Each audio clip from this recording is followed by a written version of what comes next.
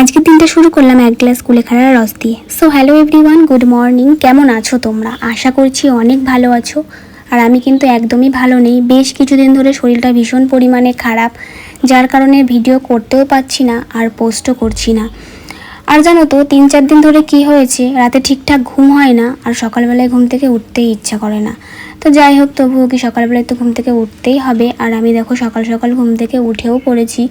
আর উঠে আমি এখন বাইরে যাব ব্রাশ করার জন্য। আর এদিকে দেখো আমি ব্রাশ করা স্টার্ট করে দিয়েছি। আর তোমরা কি একটা জিনিস লক্ষ্য করেছো?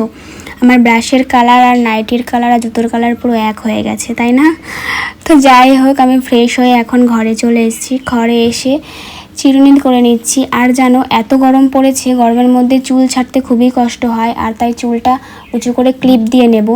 চুল চোখে মুখে লাগলেই ভীষণ বিরক্ত লাগে। আর আমাদের এদিকে খুব গরম পড়েছে। তোমাদের এদিকে কেমন গরম পড়েছে অবশ্যই জানিও কিন্তু। আর তারপরে দেখো আমি ঠাকুর নমস্কার করতে বসে পড়েছি। যেহেতু আমি অনুকূল ঠাকুরের দীক্ষা নেওয়া, সেহেতু আমি রোজ সকালবেলায় ইষ্টভৃতি করি আর সেটাই করছি। ঠাকুর নমস্কার করে আমি ঘরে চলে এসেছি। আর ঘরে এসে বিছানা গুছিয়ে নিচ্ছি। আর আমার হাতে যে কাঁথাটা দেখছো, ওটা ছাড়া রাত্রিবেলায় আমার ঘুমই আসে না। আমি ওটা গায়ে দেবো তবেই আমার ঘুম আসবে। এই অভ্যাসটা আমার ছোটোবেলার থেকেই, জানি না কেন ওটা ছাড়া আমার ঘুম আসে না। আর তারপরে দেখো আমি জানলার পর্দাটা ঠিক করে দিচ্ছি। আর ওই জানলাটা যেন আমি খুলি না, খুব কম খুলি, আমার খুব একটা ভালো লাগে না খুলতে, তাই আমি ওটা খুলি না। আর তারপরেই দেখো আমি বিছানাটা পরিষ্কার করে ঝাড় দিয়ে নিচ্ছি। তো তারপরে ঝেড়ে টেড়ে বাইরে এসে আমি মিক্সিতে কুলেখাড়ার রস করেছিলাম, তো সেটাই আমি এখন গ্লাসে ছেঁকে নিচ্ছি। আর দেখলাম অনেকটাই হয়েছে এক গ্লাস, তাই মাকে একটু দিলাম। মা আর আমি মিলে কুলেখাড়ার রসটা খাচ্ছিলাম। আর এটা খেতে আমার কোনো অসুবিধা হয় না, এটা আমি খেতে পারি আর এটা খাওয়া অনেক উপকার। তো তার জন্য খেয়ে নিলাম।